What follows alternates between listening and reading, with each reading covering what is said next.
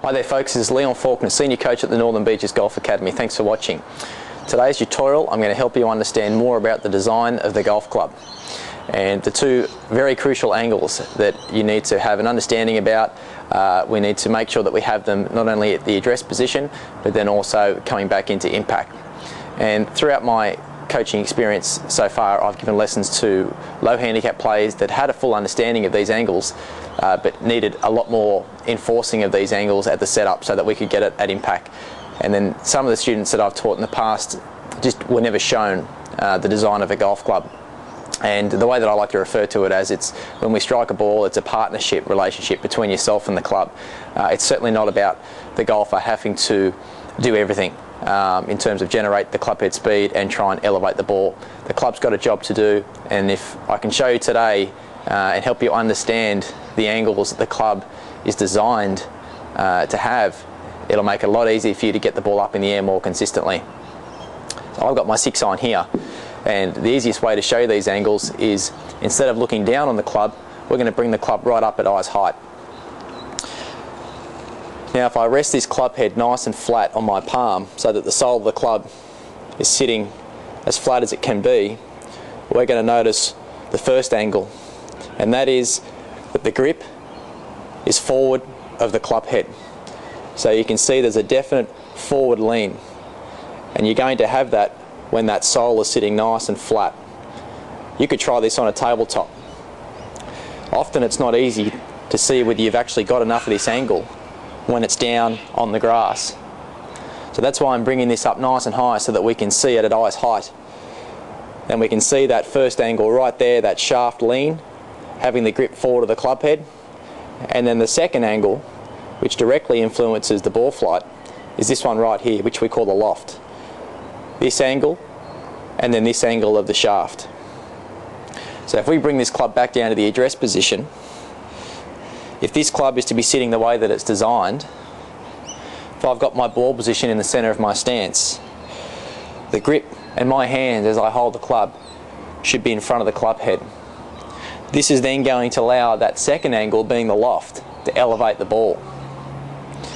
So it's not only important that when you go into your setup position that you start with this angle and you check that the grip is forward of the club head, but as you come back into impact,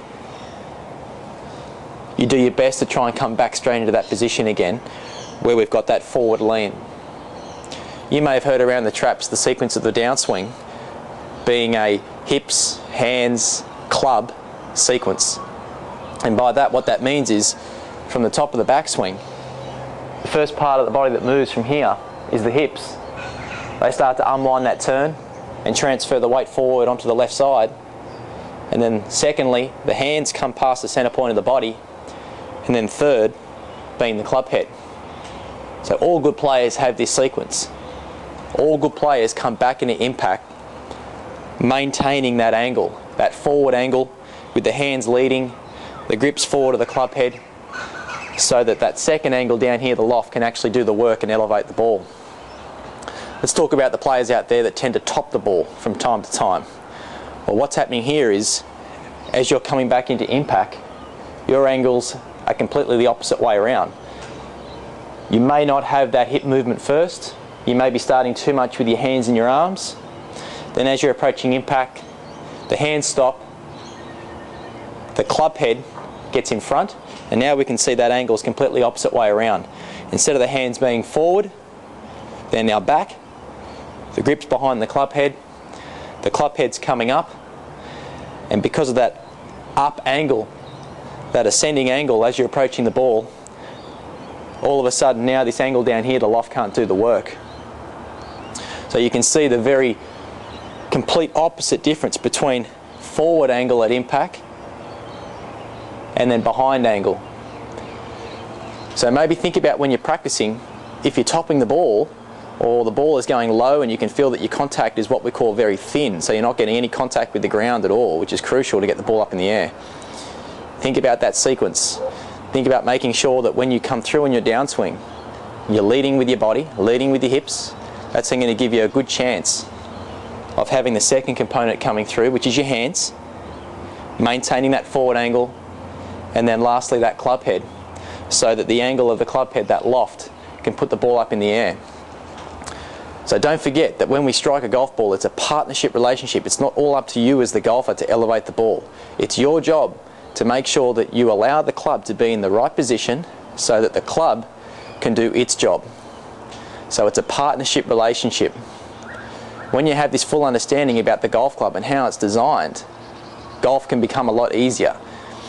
So when you're practicing, if you're not hitting good shots, just take a step back and just think about this tutorial.